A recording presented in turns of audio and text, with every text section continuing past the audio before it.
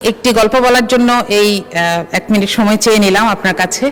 সেটা হচ্ছে একজন দেশের অর্থমন্ত্রী মিস্টার এক্স যেদিন প্রথম অফিস করলেন তিনি দেখলেন তার টেবিলে 3টা খাম, তিনি এবং উপরে লেখা কোনো সমস্যায় পড়লে এই খামটি খুলবেন। তো খাম নাম্বার 1 খুললেন তিনি। একটা সময় দেখলেন যে খুবই অবস্থা খারাপ, দেশের মানুষের চাহিদা পূরণ করা যাচ্ছে না, অর্থনীতির অবস্থা খারাপ। তিনি খাম খুলে দেখলেন লেখা আগের সরকারকে দায় দিয়ে দিন, এবং তিনি সেটা করলেন। দেখলেন যে সব সমস্যা মোটামুটি একটু মানুষ একটু বুঝেছে। আরো কিছুদিন পরে যখন আবার সমস্যা এরকম বেড়েছে তিনি দ্বিতীয় খামটা খুললেন, সেখানে লেখা বিরোধী দলকে দায় দিয়ে দিন। তো তিনি বিরোধী দলকে দায় দিলেন। আরো কিছুদিন পর যখন দেখলেন যে আর পারা যাচ্ছে না, চলবে না, তখন তিনি তৃতীয় খামটি খুললেন, এখানে লেখা যে আরো 3টি খাম বানান এবং আপনি পদত্যাগ করুন আপনার পরবর্তী অর্থমন্ত্রীর জন্য।